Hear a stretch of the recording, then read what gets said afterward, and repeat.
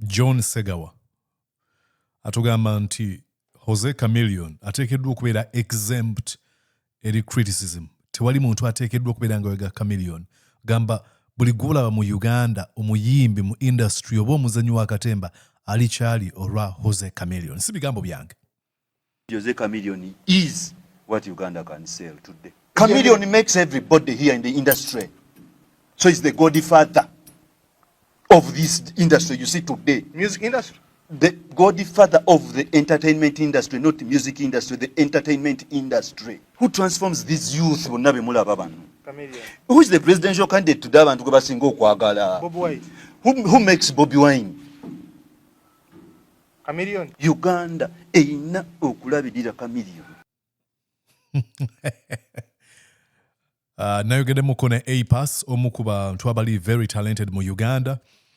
Yagambye nti John Ssegawa byayogera biri lacking a rationality and ali passionate nebiri childish. There's a lack of rationality when he's making this statement. He's very passionate, but the statement is very childish because it shows that he's not looked at the depth of how big the industry is. Everyone has influence, but in a way, You're watching Mordecai Marissa Political Commentary. Please consider subscribing to help grow Uganda's Voices of Struggle ecosystem. Thank you. Very glad to be here on Mordecai Marissa TV. Ogamba otya okansubire nti oli bulungi nze Mordecai Marissa. Nkwebaza yonna yonna gy'osinzira okubeera ng'owuliriza n'okulaba endowooza zange zengabana naawe ku mikutu gye munayiza wala social media platforms. I do really appreciate. Mwebale nnyo abangoberedde ku platforms ez'enjawulo ku TikTok, ku Facebook, ku Twitter, ku oba X platform, Instagram, na YouTube. Go on and subscribe, hit that notification bell, like, comment, and share these conversations if you find them worth sharing.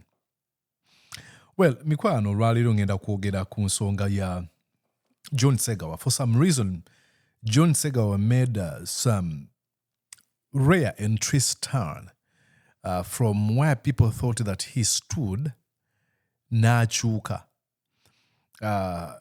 He's seemingly more and more growing into a very passionate critique of the president of the National Unity Platform, or the principal of the National Unity Platform, Robert Kyagulanyi Ssentamu. Amulumba, amuvuma, sijja kwesa kuvuma ndoza. Ayogera nnyo ebintu ebimulumba, which is okay, ddembe lye era si muganda kubeera nga akikola. Naye tuba naffe tulina ate kitukakatako ffe about defending Bobi Wine kubanga gwe tuwagira okuvaayo tumudefending. Kati yagenze n'akola, yawadde mu interview gye buvuddeko ennaku eziise, n'ayogera ku Chameleon kikyali mu music, actually sina music, yagambye mu entertainment industry. N'akozesa n'ekigambo ekitalina makulu nnyo, abantu benjogera nabo bakimanyi, ti ekigambo greatest of all time, it doesn't have any meaning at all. Ne yagambye mu Chameleon ye greatest of all time. Kambala geno interview, then I'll come back on the other side.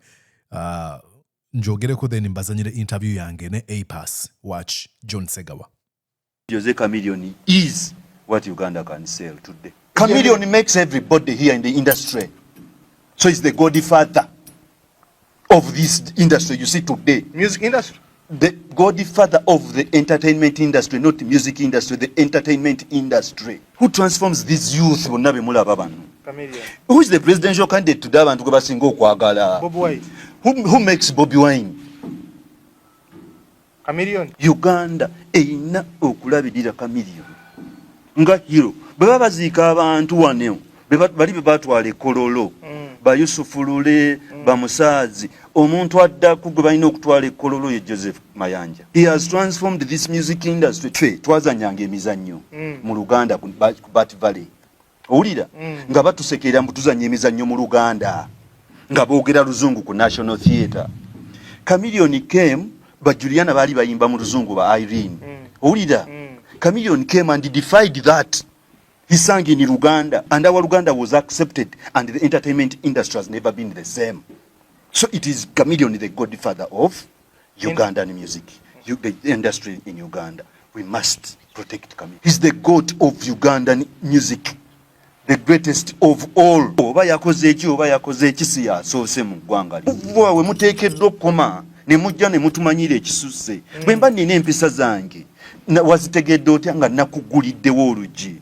You are my personal person. Lwaki gwe nagguliddewo oluggi ate ofuluma n'ogenda oyogera ebyo ebyekisiru? Notunira abo abaana abamuzeeko ku mitimbagano nga balina n'akamwa kaabwe tebateekeddwa kwogera kigambo Chameleon. They are not worth speaking that name. What we are today is because of Jose Chameleon. How could we invest these things in art? How? Bwe yakuyamba n'akusuza ng'embwa ye wali naawe wafuuka ye. You are sleeping like a dog. His dog there. You guarding him. Oba wasula mu sofa set n'embwa yesulamu. Agambye atya? Jose Chameleon is what Uganda can sell today. Chintu chetutunda olwaleero. Chameleon makes everybody here in the industry. Chameleon yakola buli omu mu industry ya entertainment.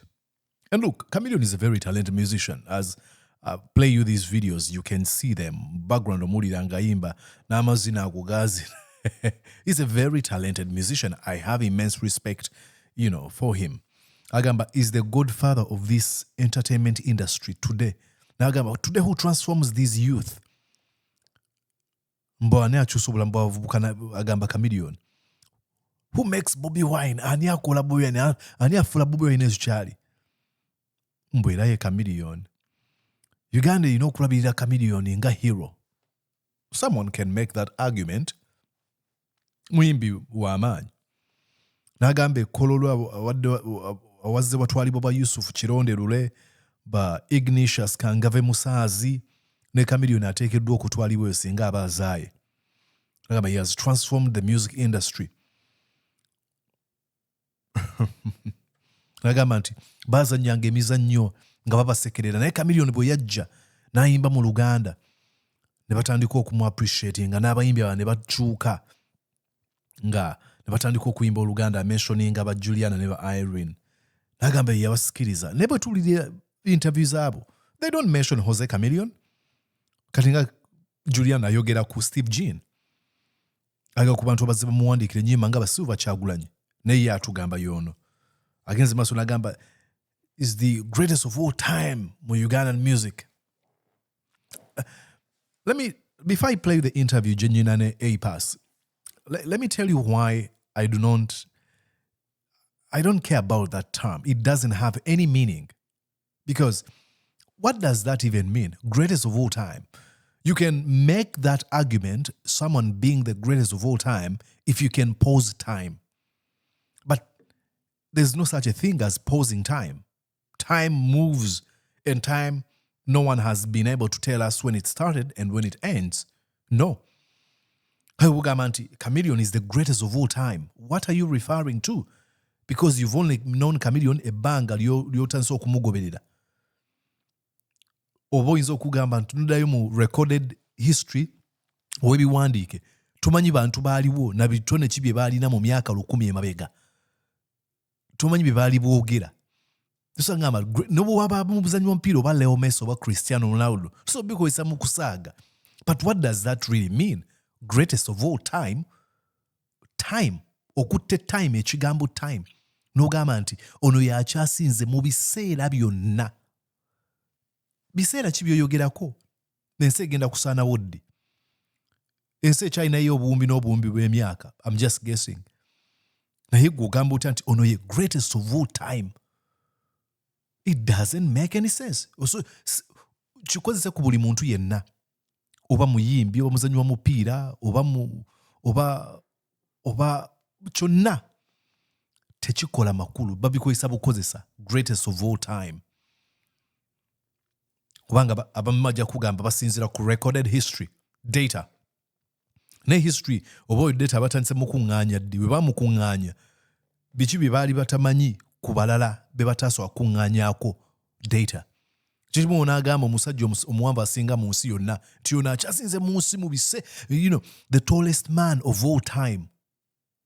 How do you know how long people were in 20,000 years ago? Tugende mu maaso. And then he really makes a very stupid argument here. N'agamba oba yakoze eki si yasoose. Muva muteekeddwa okukoma ne mujja ne mumanyiira ekisusse. Agenda maaso n'okwogera, listen to the mistake he makes. Bwe mannina empisa zange wazitegedde otya nga nakuguliddewo oluggi.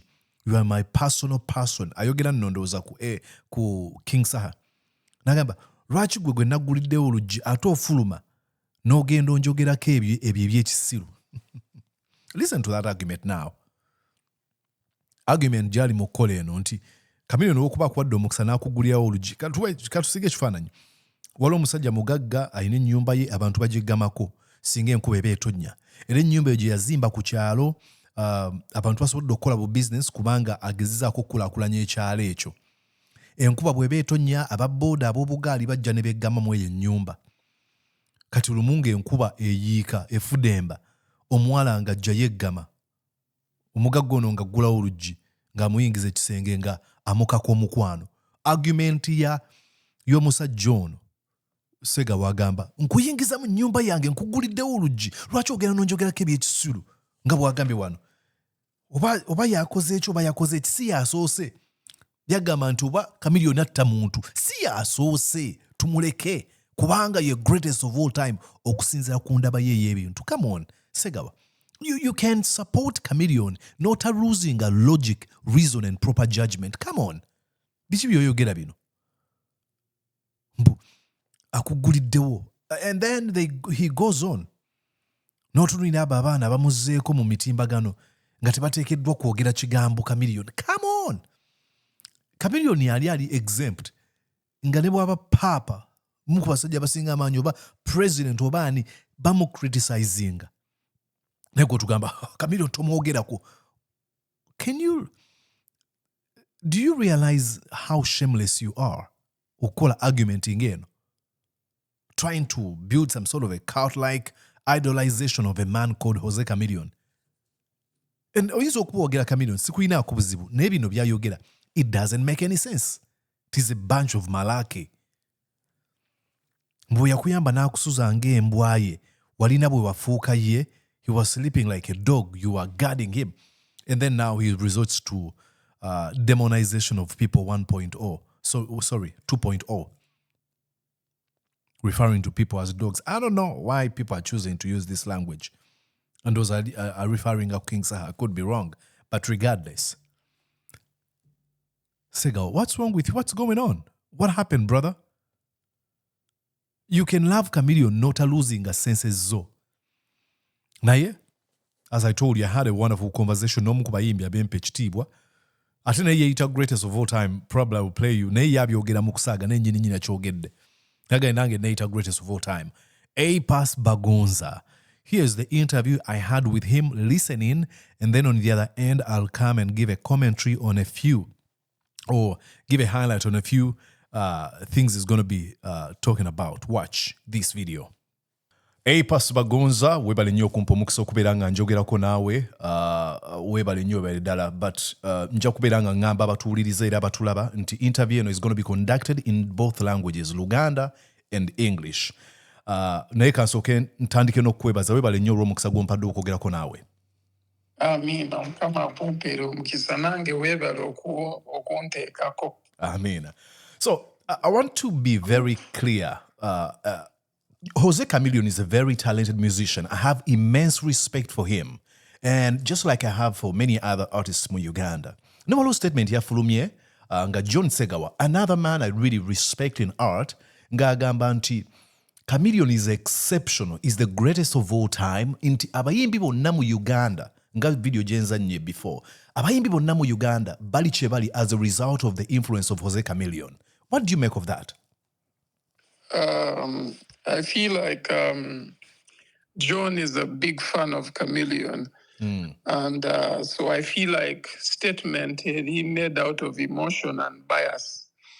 But when botunulira music abaddemu abayimbi bangi aba influencing the culture. One artist cannot do it. It is impossible. Kiringa gamba Michael Jackson influenced everything. It's impossible. Waliwo abayimbi abala even before Michael Jackson. nga nabo bakola bulungi oba okitegeera ba Elvis bani like different artists even in the same time bw'otunuulira ba Prince.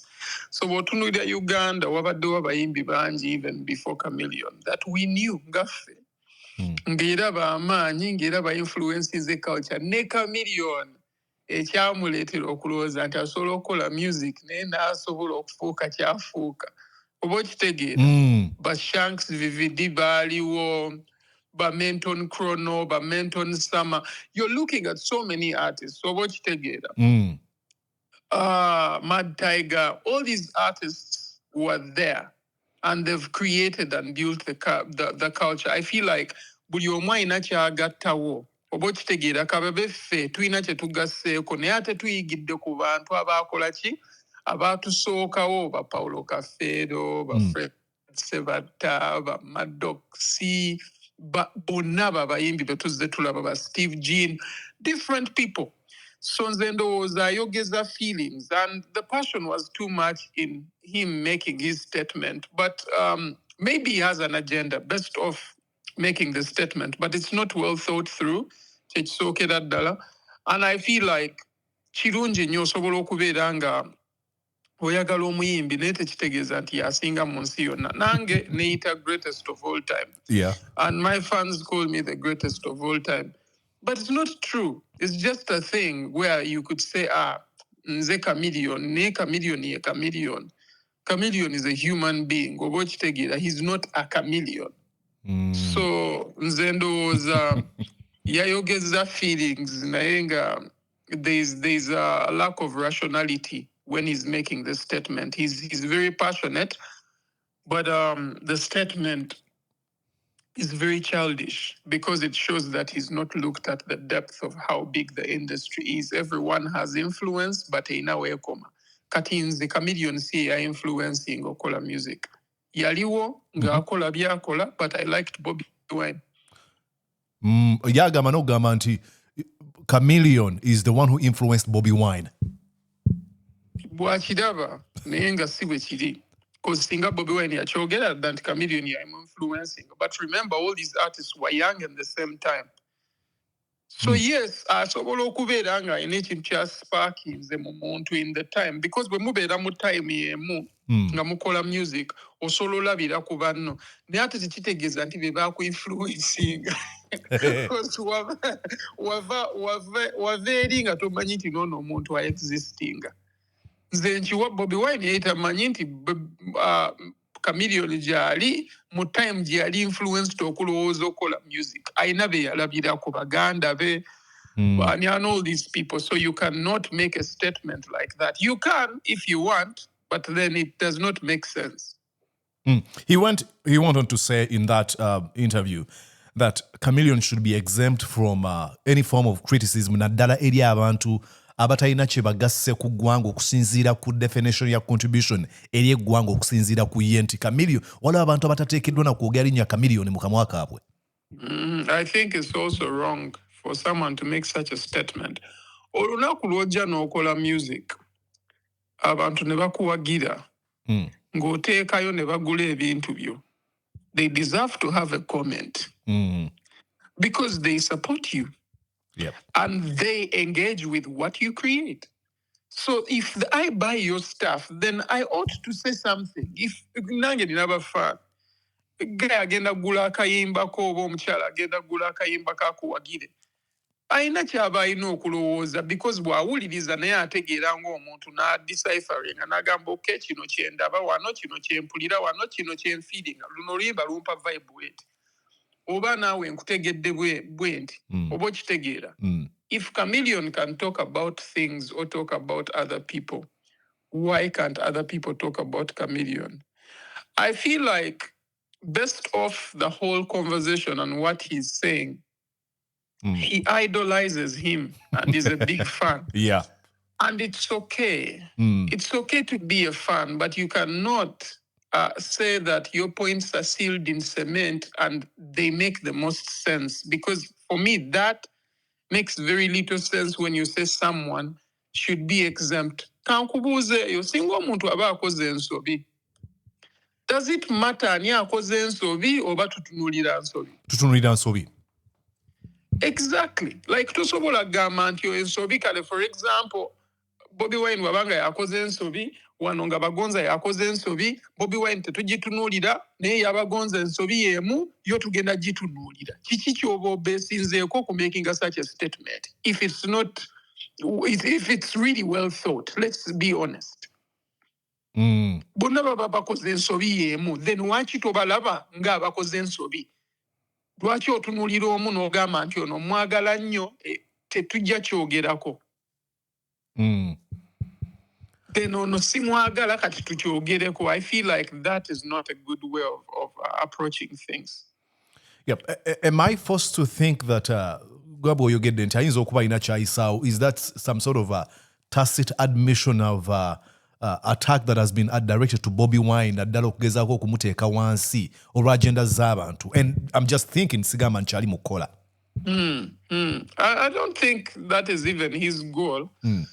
But best off looking at that, there's probably a hidden agenda around the whole thing. I don't know. Like, maybe he has his reasons, but in the end, like, I can't speak for him, but all I see is mulimu ebituli bingi mu statement says, because teziraga muntu afaayo ku kintu kyayogera, ziraga omuntu ayagala okwogera obwogezi kyayagala okwogera, then ate kitwalibwenga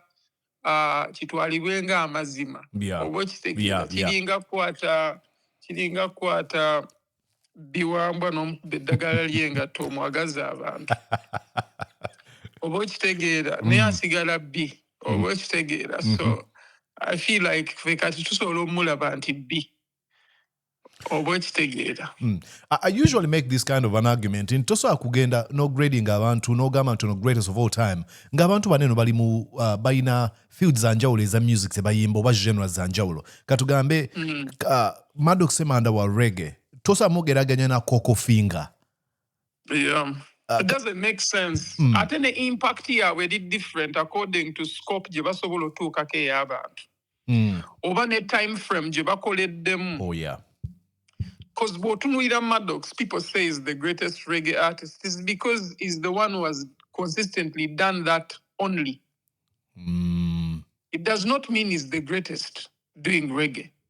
It just means he has done it consistently, that is who you look at as the benchmark.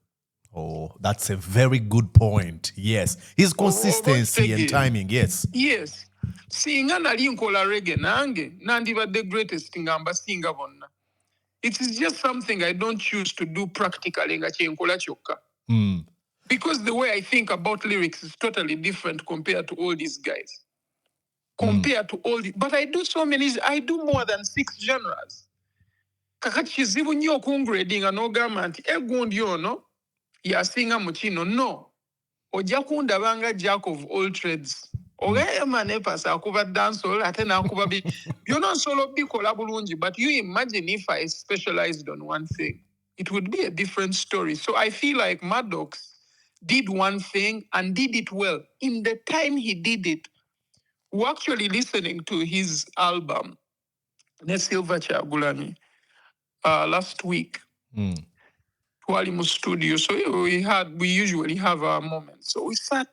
Owuliriza ennyimba zaddezizanye naye owuliriza ennyimba n'ogamba wow, this guy took a lot of time n'akola ennyimba ez'akabi mu budde bwe yayina. I don't think he'll ever do anything like that again, based off his mental state at the moment.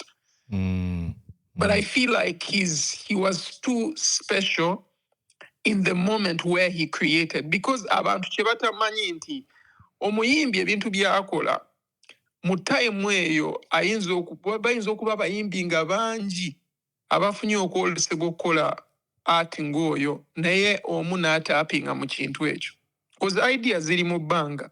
Teri owninga ideas mbu wakabi nnyo oba whatever. It's just ani ataapinga mu frequency eyo n'ajjayo kyajjeeyo n'akiteeka wano. Kati Maddox yakikola bulungi mu time gye yayina. Then n'akiteekawo. Nti mu time eyo yasobola okukwata art oyo n'amugya mu bbanga n'amuteeka mu music. Ate n'abeera mulungi nnyo ate n'abeera ng'ali produced bulungi nnyo at the highest level, abantu ne bamwagala. Ate mu time eyo abantu bali balina time ey'okuwuliriza music. Yes. Abantu kati bawulira music, tebawuliriza music. What's the difference there? Okuwulira just it's passive. Niyo okuwuliriza obeera otaddeyo obudde. Yeah. So kati you look at even like social media, shorts, TikTok, everything is short form content because the level of how people think and how people look at things is very, very limited. And our attention span. Exactly. Nedda omuntu yakwatanga album number n'agiwuliriza taking a time. Right now, it's not the case because of how social media is, because of how the world is. So it takes away a lot from even, let's say, lyricism. That's why right now, with Ugandan music, people don't care much about lyrics. Because that's the state gye tulimu eyo. Nti kyova olaba abantu batrackinga back mu nnyimba enkadde sometimes bagamba gundi yali watabbu nnyo because there was something within the lyrics that you would hold on to. Right now, I don't think it's too much. Yeah. Let me ask people you about... identify. Yep. I feel like people identify with moments in songs nowadays. Oh, yes. They do identify with a whole song. Of recent, it's personal. Of recent, I've seen you, and you've become a very good friend to Lil Puzzle, Owe Nkudi. And what about the lyrics says Eze Nkudi? Ngatuga muwa Maddox Semanda. Yeah, not kati obireta bagamba ffe tetubiwulira. Because remember, as I told you, people have an allegiance to stupidity when they are part of it. Within like the okitegeera bw'obeera nga oyina generation ng'erimu abasiru bangi. Bwe balaba ekintu ky'obusiru bakonectinga nakyo nnyo. Oba okitegeera. Because kigatta n'obwongo bwabwe obutono. Kakati yeesanga ng'ekyo ekintu kimukyapira. Kyonna kino kyoleeta ekirala kino oba kirungi oba kyaba tabiraba. Oba okitegeera. Kyova olaba like Leopold's ekintu ky'akoze, it shows how psychology works. Actually, Douglas Murach akiwandiikako mu kitabo kye bayita Madness of the Crowds. Because abantu kasaba beera mu bibinja. It is very easy okubaguza ekintu nekibanga tekikola mulamwa. Baga kuyimbira bakube Nkudi bonna you know. I want to ask you about something very important. Of recent, and even before I left Uganda, nganchakola record television, more especially ku NBS and producing a frontline. I always heard, and my friend Dan Magic ngamba you should always find ways of how you can invite A-Pass. A-Pass has brilliant ideas about the state of our country. And even when I left Uganda, I've seen you several times in Gokola comments kumitobigena maso mugwanga. Why are you so much interested in the state of our nation, and it's not the case with other musicians? Many of them. Thank you, and big up to Dan Magic. That's like my friend. And all I can say is that, first of all, I grew up in a family where my dad, he liked to listen to what is going on in the country.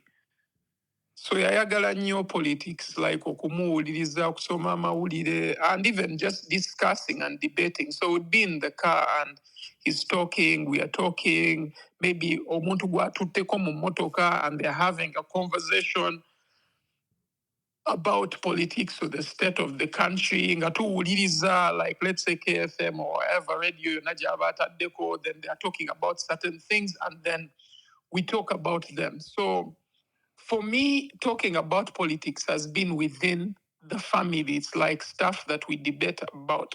So it was easy for me to talk about it. And from way back, even before Bobby Wine came into the picture, I used to talk about politics. I used to write about politics. I used to write about the system, the education system, what I like, what I don't like. And for me, it's a normal thing. So I feel like for me, it's because of my upbringing and the exposure I've had, like with people who care about the state of the country. And I definitely care about it because as an artist, I feel like we are leaders of thought. Some of us, not everyone, because we have musicians, we have singers, and we have artists. I'm an artist. I'm a creative. Some people are not creatives and they're not thinkers. okitegedde. Musician, artist, and singer. Yes, because abo bonna banjawulo. Because osobola osanga singa asobola okubeera naawe kennyini. Because you can sing, it does not mean you have to be professional. A musician alina idea about music bulungi nti asobola omuyimba basobola omuwandiikira and all that. An artist creates art. I see. Creating ekyo ekintu ky'olaba oba okitegeera painting a picture eyo oba okitegeera. Yep. Oli musician ayinza ogiprojecting obulungi oba singa ayinza ogezaako nayo giprojecting obulungi niyo creativity oyo ateekawo ekyo ekintu. It's a totally different ball game oba okitegeera. Because you have to pick the idea and actually create it and give it a coloring. That is art because you're painting. So I feel like it's because of that. And on top of that, banange, bw'obanga tosobola olaba state ya Uganda n'owulira bubi, then I feel like obeera fane nnyo oba okitegeera bw'otunuulira like the state of the country n'olabanga 60% bagamba contribution ku GDP. It's done by, I think, the Indians. You have them pay, like, they contribute a lot. What does that show? It really shows that, our country's economy is held by the Indian community. Yeah. Basically, because I was reading somewhere, and Gamba State, Gamba 60% of the country's growth, domestic or gross domestic products come from the investments established by The Indians. Indians in the country. Ekyo ekintu kitiisa. That means be baba batuyambye nnyo ku bintu ebisinga then ffe tweyambye ddi. Abo abantu bennyini be babawa tax holidays ez'emyaka 10. Oli najja n'agifuna n'amala n'agenda n'aleeta mutabani we naye najja n'afuneyeko because muntu mulala. and I think that's why now they have the gallant temerity to say twagala tufulibwe eggwanga, even if nga bayinza n'okuba tebaweza 1% y'abantu ne bagamba twagala tube kubanga balaba influence yaabwe ku economy ne bagamba ku contribution gye tuwa eggwanga lwaki tufulibwa eggwanga. Yes. Nene, but it's because the government and the system has not enabled Ugandans to actually thrive, just like how they help foreigners. And it cannot just be Indians, like different people. And the thing is that kiswaza nnyo nti abantu tebabawadde belief eyo nti they can make it in Uganda. Olabira omuntu ng'ava ebweru w'ensi yammwe najja wano nga waalaba amagezi naye ng'ate mmwe we mwagala okudduka mugende ewala kubanga temulabawo gezi. There's a big problem. You think about it, like, because I'm trying to put it in layman's language. I know, like shocking. Yeah, I mean, all reports over and over again, but researchers bagamba nti Uganda is such a very virgin economy esobola okuyamba buli muntu. Kyokka banna Uganda fenna tuddukayo. Buwarabu, South Africa, Europe, North America. Yeah. People are running away, but if people don't have the feeling that they can make it down here, there's something wrong with how the system is set up. And majority of these people who are in the government say they are here as Pan-Africanists. And I hate that term. Usually when folks use it, I'm a Pan-Africanist or a nationalist, nayenga bibakola biri contrary to what a Pan-Africanist can do. Oba betubala biyeko bibaze bakola nga bakwame nkuruma. Exactly. I feel like it's you can't be a Pan-Africanist. They are actually the architectures of the genocide of Pan-Africanism. 100%. Because tosobola kungamba nti ensi etambula bweti ate nongamba you're Pan-African. It is impossible. And I feel like we have a problem. When we look at our country, we need to look at it with a keen eye, because olaba ebintu ebimu ebigenda maaso wano biswaza oba okitegeera. That's why some of us like come out and speak. It's because man olina ebintu byolaba n'ogamba ne man we should do better. But one thing I don't understand, Ogami and T, these things are normal and everyone can see them. Why are there not other musicians abasobola okuvaayo and I understand it could be as a result of fear, but what difference does it make bw'osirika ng'ogenda kumaliriza olwadde bakutudde mu ddwaliro etwalimu ddagala ate bw'oyogerera kyeki? I mean, what difference does it make okusirika n'okwogera ayogedde asinga? Yeah, you have a point, but what I can say is that abantu abasinga, they acquiesce a lot. But they reluctantly accept embeera. Oh, yeah. And we have a lot of people like that. We have a system like this because majority of the Ugandans are like this. This has nothing to do even with the musicians. Majority of Ugandans don't care that they are going through what they are going through. To stand and say nedda kino si kirungi ekimala kimala. Abantu bawano bakkiriza nnyo embeera. And sometimes oyinza okugamba nti omuntu aveeyo ayimuka, omuntu omu ajja kuyimuka naye talina maanyi gasobola ku rivaling a state. They will say what they have to say. They will try to open a few people's eyes, but the impact will be there, but it won't be as massive as it would have been if more people stood. Olaba, for me, I feel like the few cannot rule the many. But the many will be ruled by the few if the few collaborate with their enslavement. Majority of the people collaborate with their own enslavement. We see. They work with it. You just made a comment about the Indian community, about dominating the economy. They are the minority, but they have influence over the majority. It's because they know they can. So if we don't know that we can make a change, then how will we make a change? Wow. Yeah. Because and I feel like that is the problem with Ugandans. Oh my. Okukkiriza okuyisibwa obubi. Omuntu n'agamba mbu tugenda baterawo intaneti egenda kubeera ya bwereere mu kibuga tebakikola. Intaneti yabbeeyi okufaako obufi sente zaafuluma ezo ezokikola ekyo ekintu tetumanyi gye ziri. I remember that statement being made. Yeah. We don't even ask for accountability. And that is the problem. Uganda, people, balaba ebintu ebigenda mu maaso ebibi, ate tebabuuza. Amalwaliro agalina ozimbibwa, bawa abantu wano, ba contractors b'ebweru. We have a lot of people here who can do a lot of things. But they are not empowered. But engineers abaawo wano, temubawa nnyo mirimu. Omuntu alina okukola enguudo, mulina kampani nga nnya ezirina okukola ekintu ekimu.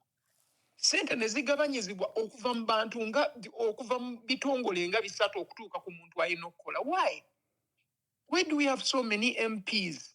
These should be questions. Oba okitegeera. N'ensi eziri developed tezisobola kukola bintu nga bino. Naye ffe tubeera tunoonya buli ngeri y'okusobola okubba ssente z'omuwimu w'omusolo, buli ngeri y'okubba aid eva ebweru wa Uganda. And it's really sad. People see that and just watch it and say, you know what, munange balye.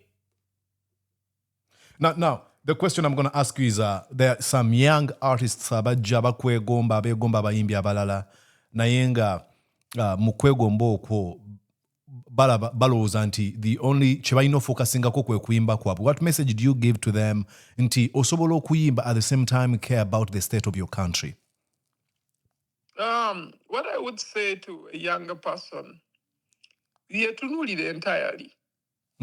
Ate bakendeze ne selfishness. Olaba like music ono, abantu bamutunuulira in a one-dimensional way. Nti nkoze ntya okusobola okufuna mu bantu.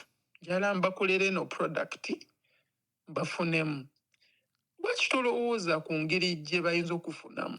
Oh, brilliant. Yes. Lwaki tokirowoozaako? Yes, olowooza ku kiri kozi olina ky'oyagala. Naye ggwe wali olowoozezza ku bo entirely. Whether it's going to be through your music, whether it's going to be through your speech, tuse n'obaako ky'oyogera oba okitegeera. Kitunuulire, because the world is not on a level nti ebintu bitambulira ku music yekka, nti tosobola kwogera ku politics, mbwe ebintu bitambulira ku kino kyokka. Ffenna tulaba ebintu bino. Bw'olaba engeri gye baagala okumonopolizing ebintu ebisinga, olina okitunuulira olabe. Lwaki ebintu ebinene bikolebwa bantu batali baawano? ate abawano we bagezaako okukola ebintu ebinene balemesebwa. Lwaki kirina okuwaringa nga ggwe omuntu, because in one day maybe you'll be in that position where you're the one trying to do something bakulemesa okikola ng'ate ogwanidde okikola ng'era osobola okikola naye nga togenda kikola olwa system. So system esobola okulemesa. Today eyinza okuba nga eremesa Juma naye enkya eyinza okuba nga eremesa Mulodokayi. Bwe kiri. Oba okitegeera naye nga Mulodokayi abadde alaba ebintu ng'ebyomuzannyo naye kati bifuuse serious because kimutuuseeko. Omanyi ng'omuntu bamusekerera nga kiri fane osekerera omuntu lwakuba something is funny. Bwe kikutuukako kiyinza oba ekizibu okuseka. Tekiba funny. Tekiba funny because kiba ku ggwe biba birala. So for me I feel like abantu banditunudde mu ange eyo. Atwale time yetegereze how more can I be useful to my country, or how more can I, because one way to live, wetwagala okubeera, wetwagala okulisa abaana baffe. This is home. Olaba kati muli USA, abamu bali UK, different places. But ate wano wewaka, bw'obanga tofuddeeyo maane, si kintu kirungi, oba okitegeera. I mean, usually people ask me, bagamba Mordecai, oli mu America, lwaki tofocusinga kukola sente? Ne ngamba, hey, America is not my home. I was born and raised in Uganda. Iwali mikwano jange. Yemanyi we waka. Bwe nsirika ne ngamba, katika mbeera eno kankole sente siga kwogera ku Uganda. Who is going to change my country? Teri ayina bwongo obwo. Thank you. Teri ayina intuition yongeri gy'olowoozaamu.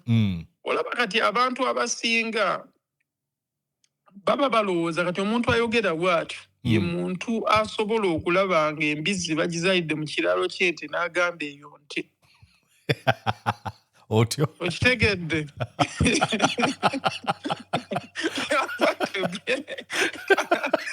Ate ng'ali comfortable, ekyakyogera ali comfortable, ekyayogera alooza kyamagezi. Oba okitegeera? Ng'olwo ki ekimwogeza bw'atyo? Sigala mbizzi. Okugizayira mu kiralo ky'ente tekifuula nte. So you are who you are. Yes. Oba okitegeera? And I feel like it's very wrong for people trying to change other people because they are making statements and they're in a different location. So they shouldn't be concerned about this other location because they are no longer there. But they are from that location. Yep. Oba okitegeera? Okuva Uganda n'ogenda UK tekikufuula we UK. How many people are in China nga bakuzaalidde China ng'oli muddugavu omu China n'agamba you are Chinese? 0%. You're black African, and that's the truth. Yeah. So even if you are born there, it does not, yes, location-wise, yes, you may be born in that country, but if we look at you, nothing about you screams that you are Chinese. Tolabika nga Jack Chan.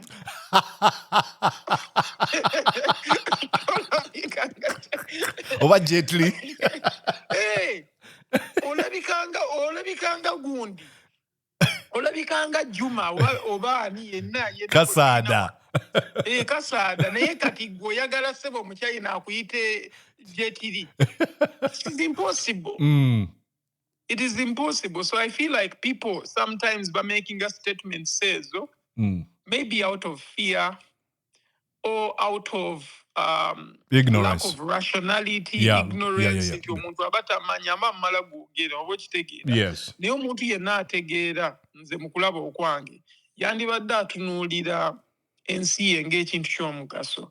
Wonna w'oli, oba oli maazi, oba oli wa, naye ng'okimanyi olina akakwate ku Uganda olina ogifaako. Because singa teyali Uganda, singa toliiwo. Yes. Maybe because you are born in that place, you love the place, you are from that place, you are an African, you are Ugandan. Watch toyimirira. Like when you can, sivya mpaka on another hand.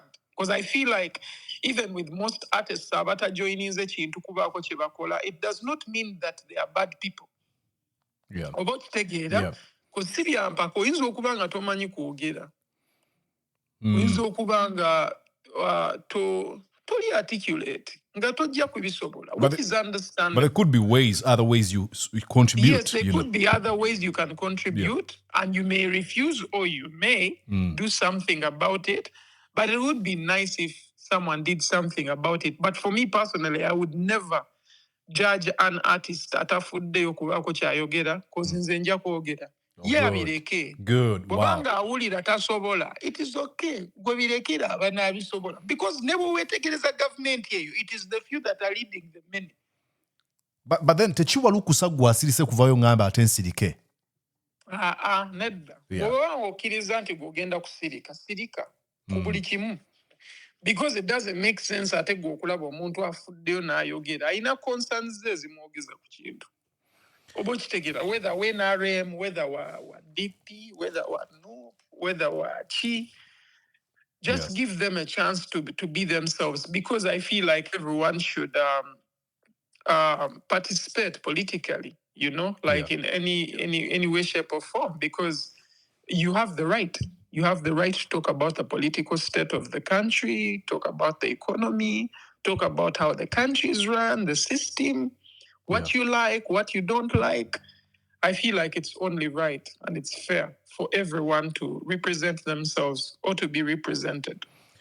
Well, Mordecai Morisa Live. Of recent, I checked my analytics on YouTube and I realized that I have a lot of people who watch me from the UK, that's Europe and North America, especially in the USA, and then many in Uganda. Now, abantu abandiagadde okuwagira A-Pass calls music oyinza bagamba bakole ki okubajjukiza. All I would say is I'm thankful to every fan that streams, that supports, that pushes for my music, that listens, for me personally, making sure the world has a little more love, has a little more fun, has a little more thought you get. So most of my music is thought-provoking or interesting to listen to or fun to listen to or lovely. So I just try to do that. And if people enjoy, I'm happy that they're enjoying and they're listening to the best. And I'm only thankful for that. And I can't ask for too much, but I'm very thankful to all the fans and the clans. Yeah, wow. Thank you. Well, you're getting a greatest of all time, Choli. I mean. Thank you so much for this opportunity. It's a blessing. Yeah, I'll be looking for you another day, but I do really appreciate all the comments you've made and the sacrifices you do for our country. We give thanks. Thank you for keeping it up and writing. I can't wait to read your book. Absolutely. It's coming out and I'll let you know when the book is out. Actually, I think in a week or two, it's going to be uploaded. It's going to be on Amazon. It's under review. And I will send you a hard copy and you'll have it. We give thanks. I'm very, very thankful. I like hard copies. Soft copies are difficult because me too. Yeah, I'm old school. Yeah, it's quite hard because there are notifications. There's this going on, so you never see it as a phone fully. Yeah. But when I sit down and I'm secluded, like it's actually more fun to actually read like that. It's my preferred way of reading. Yeah. Before I let you go, I'm going to ask you to okugamba abantu to tune in to Mordecai Morisa Live. Yo, this is A-Pass, and I'm here to let you know that right now, you're tuning in to Mordecai Morisa Live. Don'zit. I'm also on. Don'zit. Thank you so much. Have a good one. We give thanks. Have a lovely day. Thank you. Bye-bye. You're watching Mordecai Morisa Live. All right. Like, Racha Yogere Bigambi, Nagamba is just a big fan of Jose Chameleon, but he speaks from an emotional and biased point of view of what is Jose Chameleon.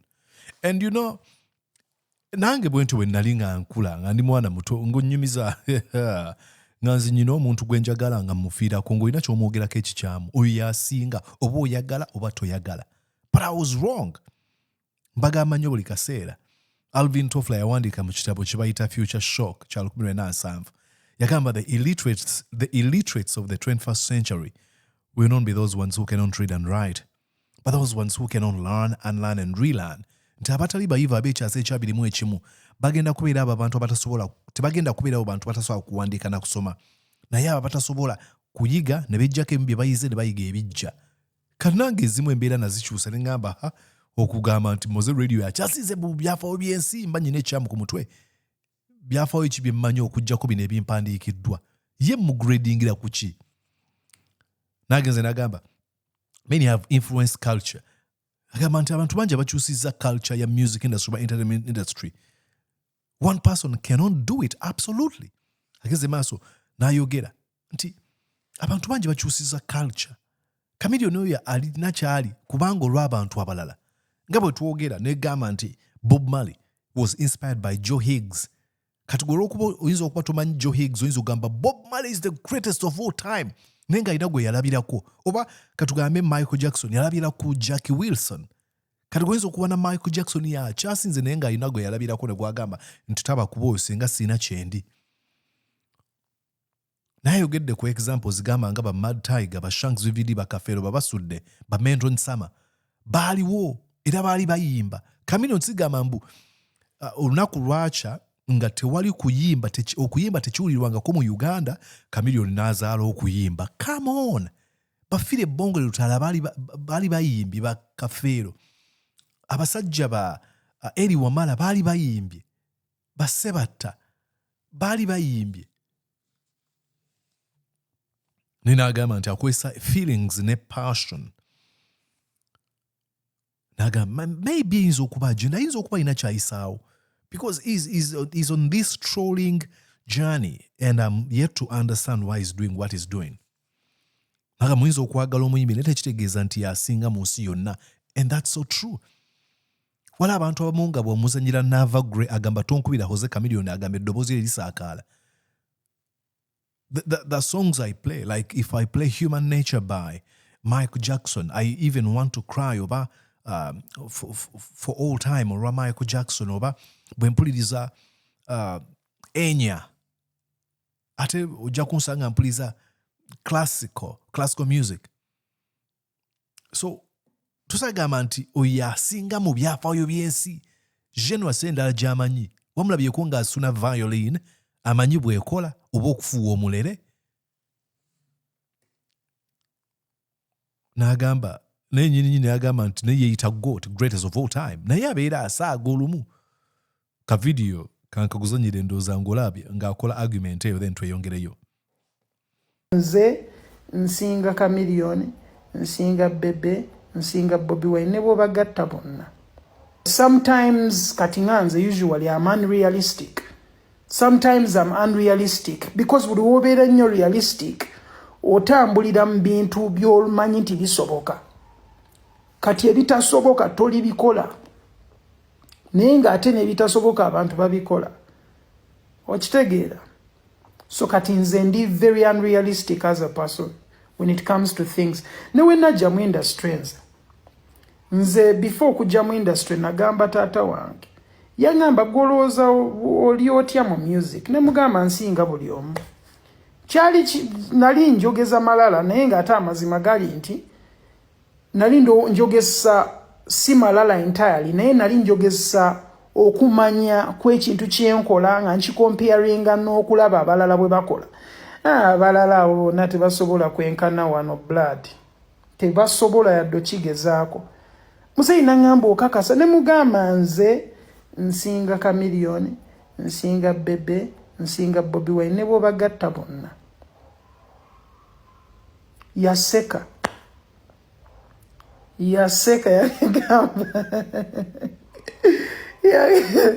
yaseka yantulira n'aseka busesi taata wange but the reality is that bwe ntunulira skill wise my skill is totally on a different level because I didn't despise or look down onto the artists because I appreciate them and mayigiddeko bingi okubeerako wentuuse naye nali ndabanga mu level yange engeri gyenkolamu n'abo bennyini abayimbi bayinza obutakyogera naye baba bamanyi nti omuyimbi ono alina skill ya tabbu oba okitegeera n'abayimbi bennyini baba bakimanyi oba okitegeera aba akiraba nti engeri gy'owandiikamu engeri gy'odeliveringamu genres meka z'okola kati nze we neetunuulira like majority of the genres nzikola oba reggae mukola ate ku best one of the best levels dancehall mukola at one of the best levels, zouk mukola one of the best levels, R&B mukola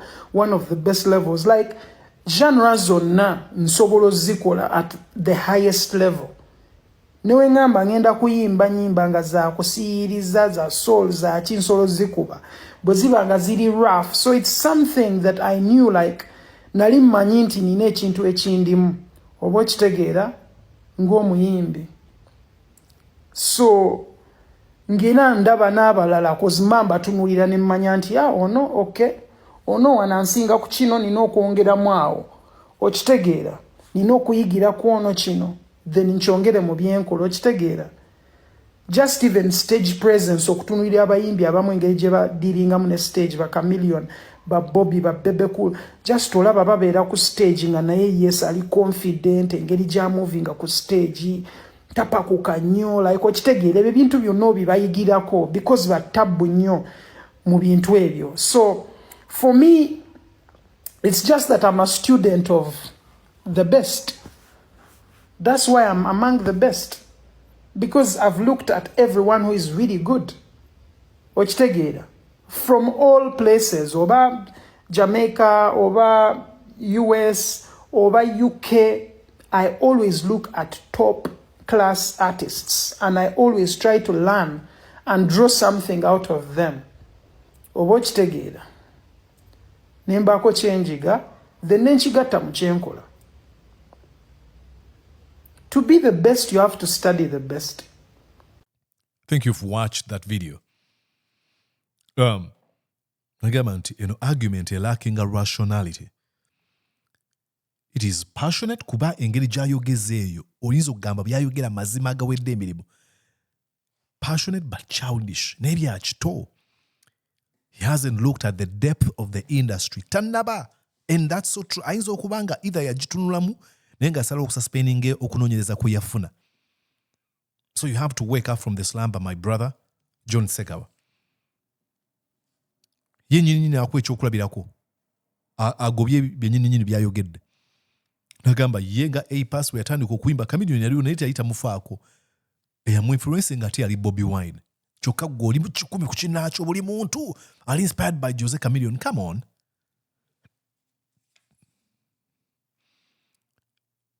Guyogamba nti Chameleon ya influence nga Bobby Wine. Bobby Wine nga takyogera. Taveyo n'atugamba nti bannaye nze mundaba buli kimu kyendi. It is because of this man called Jose Chameleon. Then he went on to comment about the idea of exempting Chameleon from any form of criticism. It is wrong. Gamba olunaku lw'okola music n'atandika okubeera consumed by abantu. Abantu abatandika okuholding accountable ku biki producinga. Bwe ngula ebintu byo oba ompadde permission structure okubuuza ekibuuzo. Either obulamu bwo buli personal kubanga oba obutadde mu public domain oba product gy'onguza. Kubanga oproducingira nze yo product nji consuming. But based off the whole conversation and what he's saying, he idolizes him and is a big fan, and it's okay, but you can't say that your points are sealed in cement and that they make the most sense. Okitegeera nti okusinziira ku mboozi eno bwe yalabye John Ssegawa kyayogera ayinza okubanga alimu okugezaako kuzimba Chameleon atandika okusinzibwa kubanga amuwagira. Muwagizi we tekirina buzibu, naye tosobola kugamba nti by'oyogera mazima ag'enkomeredde ng'engeri gy'oyogeramu nti bye bisinga n'okukola amakulu. Kubanga omanyi lwaki kino nze akiwa ekirowoozo tamala kyogera A-Pass yakyogedde. Bolowooza nti byowa byokka byokka bye by'amagezi then oba otandise okucrossinga mu class gye bayita narcissism. Nze mugezi, nze kino kyenjogera kye kituufu, nze mulungi, nze mugagga, nze owakabi, nze alina essimu, buli kimu ekirungi kiri ku ggwe.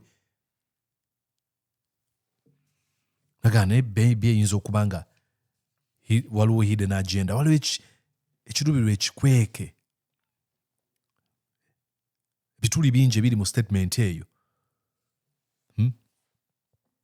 Kubanga agamba nti statement tekiraga muntu afaayo ku kyayogera, naye kiraga omuntu ayagala okwogera obwogezi ate kyayogera kitwalibwe nga amazima. Nawe ekyokulabirako nga ku Maddox bamuyita greatest reggae artist of all time. Naye nga bwe mbagambye nti yo statement eyina mulamwa. Uganda abayimbi ba reggae omanyi bameka? Bwe tuddayo tusobola kuneeminga abayimbi ba reggae 100. Uganda erina obukadde bw'abantu 45. Mu myaka 50 okuva katoba emyaka 10 bagenda kubeera abantu bameka? Music kika kyagenda okuba nga ayimbibwa. Reggae music as a genre is a virgin industry oba area, entity. So people are going to invest in. You cannot claim that Maddox is the greatest reggae musician of all time. All time. Techina makulu gechikola. So obeeranga gamba nti Maddox wamala okuyimba reggae bwafa buli kimu kigenda kuba kifudde teri muntu ajja kuddamu kuyimba. There are other people that will come. And Maddox ayina be yayigirako bayogerako.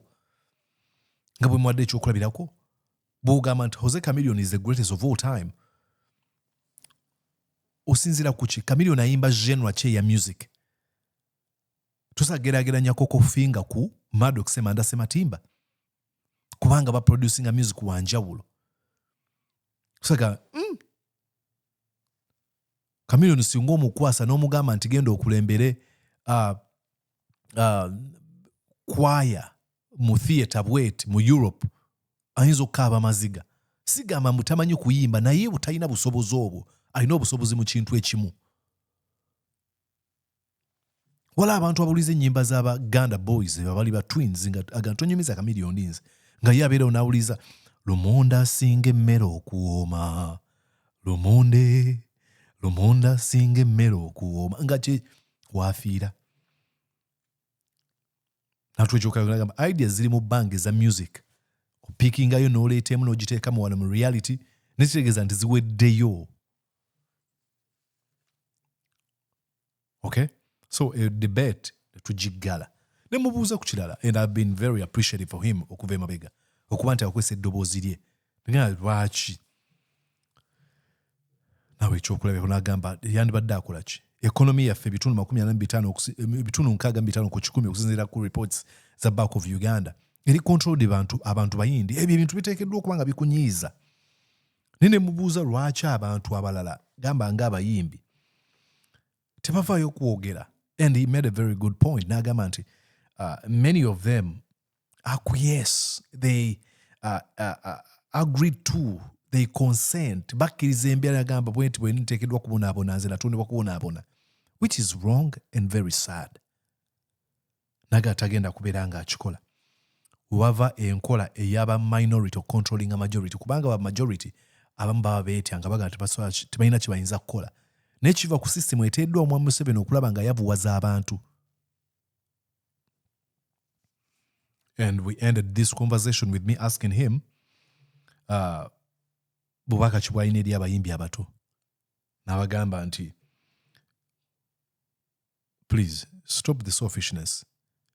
Mu kifo ky'okubuuza nkoze ntya okufuna mu bantu bano, buuza abantu bano banfunyemu batya. Can you use your platform beyond okukola ekintu gwe kyoyagala eky'okuyimba? Can you use your voice? Ate si kya buli omu.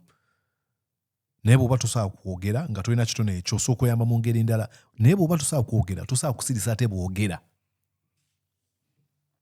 If you can do it, do not attack. When I saw this, I was like, I should look for my brother A-Pass, wonderful guy. Then on the walinga tumaliza ndowooza olire nga ayogera ku kitabo. Nawandiisa ekitabo ky'obulamu bwange abantu badde bambuuza nnyo about my life lwemba waako ka endozo. Abagamba tuwongere kati nawandiisa ekitabo gye buvuddeko namala omwaka gumu ndowooza n'ekitundu nga mpandiika ka childish kigenda kubeera ku Amazon soon. Okay? So kansubire ogenda kubeera nga okigula bwe kinaba kiri ku Amazon. N'abali Uganda nja kusindika copies mbabulire munabigulanga. Nimuwandiika ekirala kya bitontome. Anyways, bw'oba otuuse wano kiraga nti obadde okyanyumirwa video eno, likinga ky'oba osooka okukola. Then teekako comment biki by'olowooza ku by'olabye. Channel eno twagala tugikuze. Target yaffe ya 2,000. Tuli mu 1,100. Nalabye ennamba etandise okukka mu bantu abasubscribinga. Do not. Ate mbeebaza nalabye abantu abalaba channel bangi okusinga abantu abalaba channel bali subscribed okusinga abagiraba nga tebali subscribed. Ndowooza batagiraba nga tebali subscribed bali bitundu 40 oba ebitundu 30, no, around 39% oba 38%. Please, I want you to be member of this family. Subscribe to the channel. Tulaba bulabi njabiraba nesijja subscribinga bimpa obuzibu. Nango no waka gwenkola mpa obuzibu naye olw'okuba nfaayo kubeera nga tuzimba community obuzibu mbuteeke ebbali ne ngamba kan producing content ono. So please go on and subscribe to the feed, to this channel, and let me know where you're watching me from. Nze Mordecai Mulisa nkwagaliza okubeera bulungi weraba. Did you enjoy what you just watched? I'm going to guess that you did. How about you consider subscribing to Mordecai Marissa YouTube channel? Thank you.